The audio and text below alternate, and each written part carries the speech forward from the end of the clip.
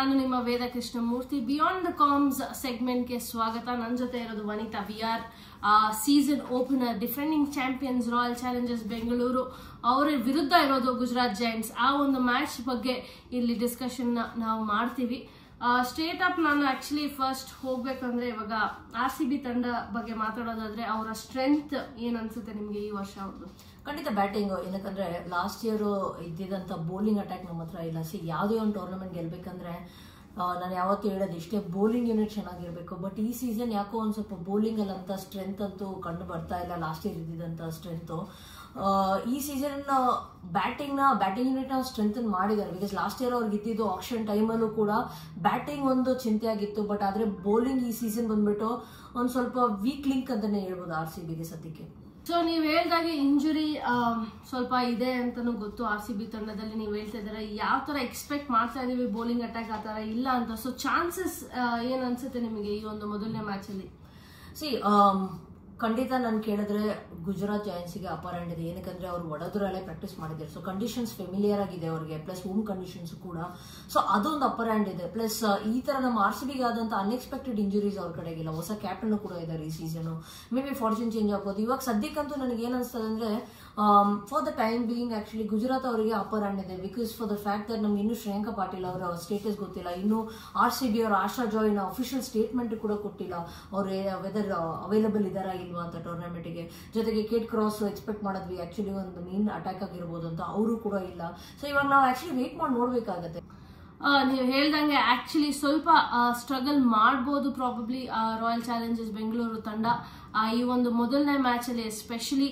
ಯಾಕಂದ್ರೆ ನೀವು mention ಮಾಡಿದಾಗೆ injury hit ಆಗಿದೆ, ಪ್ಲೇಯರ್ಸ್ ಬ್ಯಾಕ್ಔಟ್ ಮಾಡಿದ್ದಾರೆ ಪರ್ಸನಲ್ ರೀಸನ್ ಇಂದ. ಶ್ರೇಯಾಂಕ ಪಾಟೀಲ್ ಅವರ ಪರ್ಪಲ್ ಕ್ಯಾಪ್ ಹೋಲ್ಡರ್ ಆಗಿದ್ರು ಲಾಸ್ಟ್ ಇಯರ್. ಸೊ ಅವರು ಇಂಜುರಿಯಿಂದ ಸ್ಟ್ರೇಟ್ ಅಪ್ ಏನಾರ ಮೊದಲನೇ ಮ್ಯಾಚ್ ಆಡಿದ್ರೆ ಅದು ಬ್ಯಾಕ್ ಟು ಕಾಂಪಿಟೇಷನ್ ಮೊದಲನೇ ಮ್ಯಾಚ್ ಇರುತ್ತೆ. ಸೊ ಯಾವ ಒಂದು ಫಾರ್ಮ್ ಅಲ್ಲಿ ಬರ್ತಾರೆ ಅನ್ನೋದು ಕೂಡ ಇಲ್ಲಿ ಕಾದ್ ನೋಡ್ಬೇಕಾಗತ್ತೆ. ಇದೆಲ್ಲ ಮಾತಾಡ್ಬೇಕಾದ್ರೆ ಅಫ್ಕೋರ್ಸ್ ಇವಾಗ ಯಾವುದೇ ಒಂದು ತಂಡಕ್ಕೆ ಪ್ಲೇಯಿಂಗ್ 11 ಮಾಡಬೇಕು ಅಂದ್ರೆ ಒಂದು ದೊಡ್ಡ ತಲೆನೋವು ಅಂತಾನೆ ಹೇಳ್ಬೋದು. ಎಸ್ಪೆಷಲಿ WPL ಅಲ್ಲಿ. ಬಿಕಾಸ್ ಯಾವ ತರ ಅವ್ರು ಓವರ್ಸೀಸ್ ಪ್ಲೇಯರ್ಸ್ ನ ಫಿಟ್ ಮಾಡ್ತಾರೆ, ಯಾವ ತರ ಅವ್ರು ಇಂಡಿಯನ್ ಪ್ಲೇಯರ್ಸ್ ನ ಫಿಟ್ ಮಾಡ್ತಾರೆ ಅನ್ನೋದು. ಸೊ ಕಂಬೈನ್ಡ್ ಆಗಿ ನಾವಿಲ್ಲಿ ಪ್ರಾಬಬಲ್ 11 ಮಾಡಿದೀವಿ RCB ತಂಡಕ್ಕೆ. ಸೊ ಅಫ್ಕೋರ್ಸ್ ಡ್ಯಾನಿ ವೈಟ್ ಅವ್ರ ಟ್ರೇಡ್ ಇವಾಗ ಇಂಪಾರ್ಟೆಂಟ್ ಅನಿಸ್ತಾ ಇದೆ. ಆಲ್ ದ ಮೋರ್ ಯಾರ ಜಾಗದಲ್ಲಿ ಆಡ್ತಾರಪ್ಪ ಅಂತ ಒಂದಿತ್ತು ಆಕ್ಷನ್ ಮುಂಚೆ. ಬಟ್ ಇಲ್ಲಿ ಮಾಲಿನ್ಯೂ ಮತ್ತೆ ಡಿವೈನ್ ಇಲ್ದಿರೋದ್ರಿಂದ ಅವರು ಸ್ಟೇಟ್ ಅಪ್ 11 ಅಲ್ಲಿ ಬರ್ತಾರೆ. ಸ್ಮೃತಿ ಮಂದನ, ಡ್ಯಾನಿ ವೈಟ್ ಅವರ ಕಾಂಬಿನೇಷನ್, ಓಪನಿಂಗ್ ಕಾಂಬಿನೇಷನ್ ಸಖತ್ ವರ್ಕ್ ಕೂಡ ಆಗಿದೆ. ಸೊ ನಂಬರ್ 3 ಅಲ್ಲಿ ಹೊಸ ಹೆಸರು ನೋಡ್ಬೋದಾ? ರಾಘವಿ ಬಿಸ್ಟ್ ಅವ್ರನ್ನ ಮೇ ಬಿ ರಾಘವಿ ಬಿಸ್ಟ್ ನೋಡ್ಬೋದು. ಜೊತೆಗೆ ಆಕ್ಚುಲಿ ಮೇಘನಾ ಕೂಡ ಒಳ್ಳೆ ಸೀಸನ್ ಪ್ಲೇಯರ್ ಅವರಿಗೆ. But last year Smriti mind set ಹೆಂಗಿತ್ತಂದ್ರೆ ಎಕ್ಸ್ಪೀರಿಯನ್ಸ್ ಪ್ಲೇಯರ್ಸ್ಗೆ ಹೋದ್ರು. So may be initially starting ಅಲ್ಲಿ ನಾವು ಮೇಘನಾನ ನೋಡ್ಬೋದು ಅಂತ ನನ್ಗೆ ಅನ್ಸ್ತದೆ. ಸೊ ವನಿತಾ ಅವ್ರಿಗೆ ಮೇಘನಾ ಅನ್ಸ್ತಾ ಇದೆ. ನನಗೆ ಪ್ರಾಬಬ್ಲಿ ನಂಬರ್ 3 ರಾಘವಿ ಬಿಸ್ಟ್ ಅವ್ರು ಇರ್ತಾರೆ ಅಂತ ಅನ್ಸ್ತಾ ಇದೆ. ಸೊ ನಂಬರ್ 4 ಅಫ್ಕೋರ್ಸ್ ಎಲ್ಲಾರ್ ಫೇವ್ರೇಟ್ ಎಲಿಸ್ ಪೆರಿ. 5 ರಿಚಾ ಘೋಷ್. 6 ಅಲ್ಲಿ ಕನಿಕಾ ಹುಜಾ ಅವರು ಕಮ್ ಬ್ಯಾಕ್ ಮಾಡ್ತಾ ಇರೋದು ಈ ಒಂದು ವರ್ಷದಲ್ಲಿ. Number 7 Georgia ವೇರ್ಹಮ್. 8 ಶ್ರೇಯಾಂಕ ಪಾಟೀಲ್ ಫಿಟ್ ಆಗಿದ್ರೆ. 9 ಪ್ರೇಮಾ ರಾವತ್. ಆಶಾ ಜಾಯರ್ ಇಲ್ಲ ಅಂದ್ರೆ ಲೆಗ್ ಸ್ಪಿನ್ನರ್ ಮೇಲೆ ತುಂಬಾನೇ ಡಿಪೆಂಡೆಂಟ್ ಆಗಿದ್ರು 2 ವರ್ಷ ಕೂಡ, ತುಂಬಾನೇ ಇಂಪ್ಯಾಕ್ಟ್ ಮಾಡಿದ್ರು. So Prema Rawat straight up ಇಲ್ಲ, ಮೋಸ್ಟ್ಲಿ ಏಕ್ತಾ ಬಿಸ್ಟ್ ಆ ಜಾಗನ ತಗೊಬಹುದು. ಬಿಕಾಸ್ ಅಗೇನ್ ಮತ್ತೆ ಹೇಳ್ದಂಗೆ ಪ್ರೇಮಾ ಬಂದ್ಬಿಟ್ಟು ಇವಾಗ ಸದ್ಯಕ್ಕೆ ಒಂದು ನ್ಯೂ ಬಿಗಿನರ್ ಅಂತಾನೆ ಹೇಳ್ಬೋದು ಈ ಸ್ಟೇಜಿಗೆ. ಆಕ್ಚುಲಿ ಇನ್ನು ಅವ್ರು ಯಾವ ರೀತಿಯಲ್ಲಿ ಗೇಮ್ ಇದೆ ಅವ್ರಿಗೆ ಅಂತ ಇನ್ನೂ ಎಕ್ಸ್ಪ್ಲಾಯ್ಟ್ ಮಾಡಿರಲ್ಲ ಅನ್ಸುತ್ತೆ.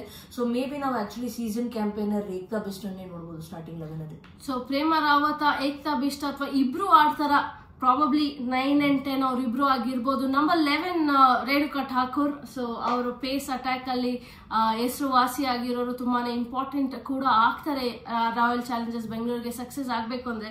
ಸದ್ಯದಲ್ಲಿ ನಾವ್ ಹೇಳಿರೋ 11 ಅಲ್ಲಿ 3 ಓವರ್ಸೀಸ್ ಅಷ್ಟೇ ನಾವು ಮೆನ್ಷನ್ ಮಾಡಿರೋದು. 4ನೇ ಓವರ್ಸೀಸ್ ಬೇಕಾಗತ್ತಾ? ಬಿಕಾಸ್ ಆಪ್ಷನ್ ನೀವು ನೋಡಿದ್ರೆ ಆಚೆ ಇರೋದೆಲ್ಲ ಆಫ್ ಸ್ಪಿನ್ನರ್ಸ್. ಸೊ ಇಲ್ಲಿ ಆಫ್ ಸ್ಪಿನ್ನರ್ಸ್ಗೆ ಜಾಗ ಇಲ್ಲ. ಕನಿಕಾ ಹುಜಾ ಇದ್ದಾರೆ, ಶ್ರೇಯಾಂಕ ಅವರಿದ್ದಾರೆ. ಸೊ ಆ ಒಂದು ಪಾಯಿಂಟ್ ನಾನು ಏನಕ್ಕೆ ಡಿಸ್ಕಸ್ ಮಾಡ್ತಾ ಇದ್ದೀನಿ ಅಂದ್ರೆ ನಿಮ್ಗೇನಾದ್ರು ಅನ್ಸುತ್ತೆ ಅಲ್ಲಿ ಓವರ್ಸೀಸ್ ರಿಪ್ಲೇಸ್ಮೆಂಟ್ ಅಲ್ಲಿ ಸ್ವಲ್ಪ ಎಡವಿದ್ದಾರೆ ಅಂತ? ಇನ್ನೊಂದ್ ಕಡೆ ನೀವು ಆಕ್ಚುಲಿ ಒಪೋನೆಂಟ್ ನೋಡಿದ್ರೆ ಲೆಫ್ಟ್ ಹ್ಯಾಂಡರ್ಸ್ ಇದ್ದಾರೆ. ಫೀಬಿಗ್ ಮೇ ಬಿ ಅವ್ರು ಇನ್ನೊಂದು ಎಕ್ಸ್ಟ್ರಾ ಆಫ್ ಸ್ಪಿನ್ನರ್ ಇಟ್ಕೊಬೋದು. ಬಿಕಾಸ್ ನಾವು ಆಕ್ಚುಲಿ ಬೆತ್ಮೂನಿ ಕೂಡ ಇದ್ದಾರೆ. So you may not be surprised. 2 off spinners ಆಡೋದ ಚಾನ್ಸಸ್ ಜಾಸ್ತಿನೇ ಇದೆ. ಬಿಕಾಸ್ ಲೆಫ್ಟ್ ಹ್ಯಾಂಡರ್ಸ್ ಹೆಚ್ಚಿದಷ್ಟು ನಮ್ಮ ಮ್ಯಾಚ್ ಅಪ್ ಅಂತ ಏನ್ ಹೇಳ್ತೀವಲ್ವಾ, ಅದಕ್ಕೆ ಮೇ ಬಿ ಇನ್ನೊಂದು ಆಫ್ ಸ್ಪಿನ್ನರ್ ಕೂಡ ನೋಡಬಹುದು. ಸೊ ಪ್ರಾಬಬ್ಲಿ ಆ 4th overseas off spinner option ನ ಆಪ್ಟ್ ಮಾಡೋದು ತಪ್ಪೇ ಇಲ್ಲ ಅಂತ ನನ್ಗನ್ಸುತ್ತೆ, ಟೀಮ್ ಕಾಂಬಿನೇಷನ್ ಬ್ಯಾಲೆನ್ಸ್ ಮಾಡೋದಕ್ಕೆ. ಸೊ ಫೋರ್ತ್ ಓವರ್ಸೀಸ್ ಇದರ್ ಚಾರ್ಲಿ ಡೀನ್ ಅವ್ರು ಆಡ್ತಾರೆ ಅಥವಾ ಕಿಮ್ ಗಾರ್ತ್ ಅವರು ಕೂಡ ರಿಪ್ಲೇಸ್ಮೆಂಟ್ ಆಗಿ ಬಂದಿದ್ದಾರೆ. ಸೊ 2 ಸ್ಥಾನ ಇದೆ. Probably Kim Garth Ekta beast ಆಡ್ಬೋದು, ಇಲ್ಲ ಪ್ರೇಮ ರಾವತ್ ಏಕ್ತಾ ಬಿಸ್ಟ್ ಆಡ್ಬೋದು. 3 ಓವರ್ಸೀಸ್ ಹೋಗ್ತಾರ ಫಸ್ಟ್ ಮ್ಯಾಚ್ ಅಲ್ಲಿ. ಸೊ ಸಿಕ್ಕಾಪಟ್ಟೆ ತಲೆನೋವಿದೆ ಸ್ಮೃತಿ ಮತ್ತೆ ತಂಡಕ್ಕೆ ಯಾವ ತರ ಒಂದು ನೋಡ್ ಬರ್ತಾರೆ ಅಂತ. ಬಟ್ ನಮ್ಮ ಪ್ರಕಾರ ಈ ಒಂದು ಪ್ಲೇಯಿಂಗ್ 11 ಸಾಧ್ಯತೆ ಇದೆ. RCB ಬಗ್ಗೆ ಮಾತಾಡಾಯ್ತು. 2ನೇ ತಂಡ ಇರೋದು ಗುಜರಾತ್ ಜಯಂಟ್ಸ್. ಅವ್ರ ಬಗ್ಗೆ ಹೇಳ್ಬೇಕಂದ್ರೆ ಕ್ಯಾಪ್ಟನ್ಸಿ ಬದಲಾವಣೆ ಆಗಿದೆ. 2 ವರ್ಷ ಇನಿಷಿಯಲಿ ಬೆತ್ ಮೂನಿ ಅವರು ಇದ್ರು, ಅದಾದ ನಂತರ ಇಂಜುರಿ ಆದಾಗ ಸ್ನೇಹರಾನ, ಮತ್ತೆ 2ನೇ ಸೀಸನ್ ಅಲ್ಲಿ ಬೆತ್ ಮೂನಿ ಅವ್ರು ವಾಪಸಾತಿ ಆಯ್ತು.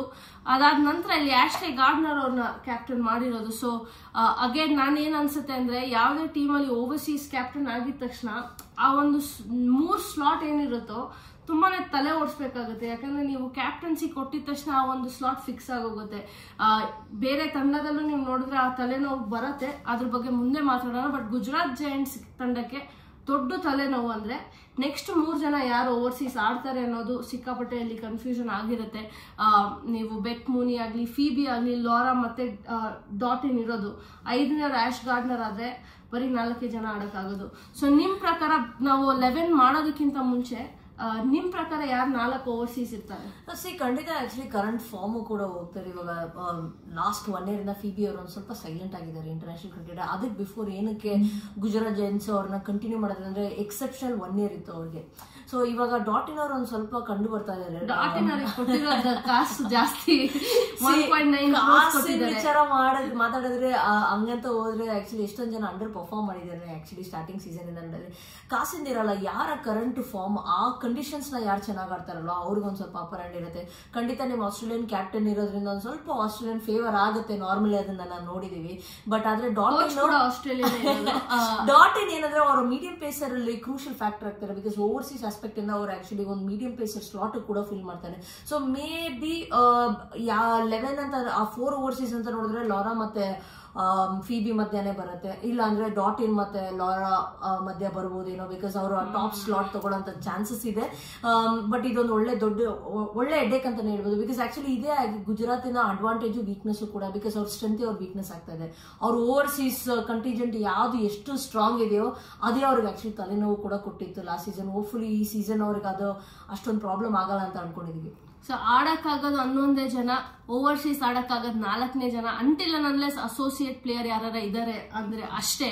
ಬಟ್ ಇಲ್ಲಿ ಪ್ರಾಬಲ್ ಕಂಬೈನ್ಡ್ 11 ನಾವು ಏನ್ ಮಾಡಿರೋದು ಇಬ್ರು ಸೇರ್ಕೊಂಡೆ ಅಂದ್ರೆ ನಾನು ಕೂಡ ಲಾರಾ ವುಲ್ಫಾಟ್ ಅಂತ ಅನ್ಕೋತೀನಿ. ಯಾಕಂದ್ರೆ ಆ ಒಂದು combination second half of the season ತುಂಬಾನೇ ಚೆನ್ನಾಗಿ ವರ್ಕ್ ಆಗಿತ್ತು, left hand right hand combination. Plus at the same time Indian condition ಅಲ್ಲಿ ಅಡ್ಯಾಪ್ಟಬಿಲಿಟಿ ಲಾರಾ ಅವ್ರದ್ದು ಸ್ವಲ್ಪ ಜಾಸ್ತಿ ನಾವು ನೋಡ್ ಬಂದ್ವಿ.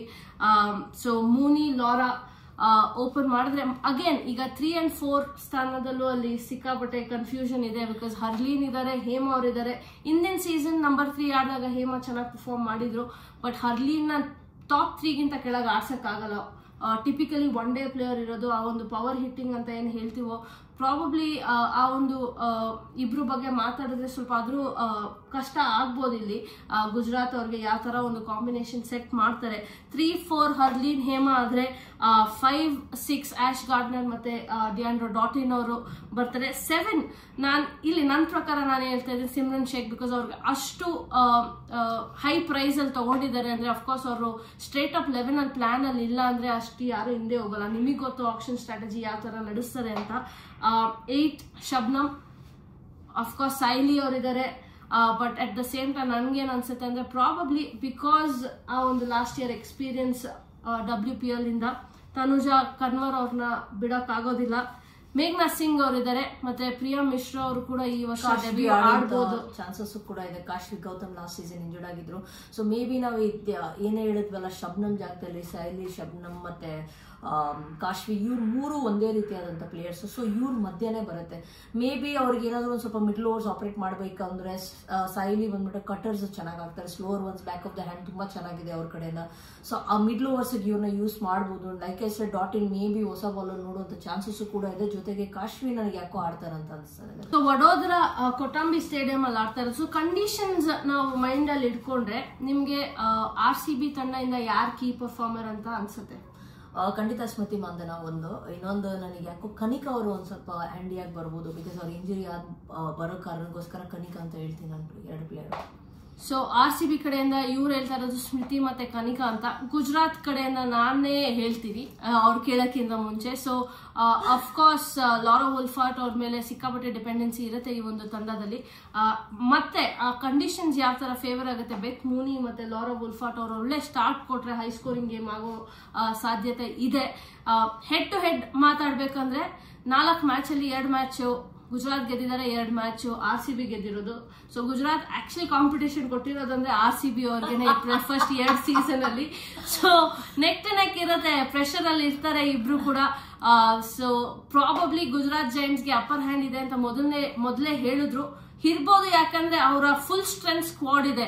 RCB ಅವರು ಯಾವ ತರ ಪಿಕ್ ಮಾಡಿದ್ರು ಸ್ಕ್ವಾಡ್, ಆ ಕಂಪ್ಲೀಟ್ ಅವರ ಮೇನ್ ಪ್ಲೇಯರ್ ಮಿಸ್ಸಿಂಗ್ ಆಗೋ ಸಾಧ್ಯತೆ ಇರೋದ್ರಿಂದ ಪ್ರಾಬಬ್ಲಿ ಸ್ವಲ್ಪ ಗುಜರಾತ್ ಕಡೆ ಟಿಲ್ಟ್ ಆಗೋ ಸಾಧ್ಯತೆ ಇದೆ. But at the same time ನೀವು RCBನ ಯಾವುದೇ ಕಾರಣಕ್ಕೂ ನೀವು ಸೈಡಲ್ಲಿ ಇಡಕ್ಕಾಗಲ್ಲ. ಸ್ಮೃತಿ ಮಂದನ ಅವರು ಕಮ್ ಬ್ಯಾಕ್ ಮಾಡೋ ಒಂದು ಪ್ರಯತ್ನ ಇರುತ್ತೆ. ಈ ಮ್ಯಾಚ್ ಅಲ್ಲಿ ಗೆದ್ಬಿಟ್ಟು ಸೀಸನ್ ಅಷ್ಟು ಒಳ್ಳೆ ರೀತಿಯಲ್ಲಿ ಸ್ಟಾರ್ಟ್ ಮಾಡಬೇಕು ಅಂತ ಕೂಡ ಇರುತ್ತೆ ಇಲ್ಲಿ ಡಿಫೆಂಡಿಂಗ್ ಚಾಂಪಿಯನ್ಸ್ ಅವರಿಗೆ. ಇಲ್ಲಿಂದ ನಾವು ಈ ಒಂದು ಕಾರ್ಯಕ್ರಮನ ಮುಕ್ತಾಯ ಮಾಡ್ತಾ ಇದ್ದೀವಿ. ನಿಮ್ಗೆ ಇದೇ ತರ ಕಾಂಟೆಂಟ್ ಬೇಕು ಅಂದ್ರೆ ಅಥವಾ ನಮ್ಗೆ ಪ್ರೋತ್ಸಾಹಿಸಬೇಕು ಅಂದ್ರೆ ಲೈಕ್ ಮಾಡಿ, ಶೇರ್ ಮಾಡಿ ಮತ್ತೆ ಸಬ್ಸ್ಕ್ರೈಬ್ ಮಾಡಿ.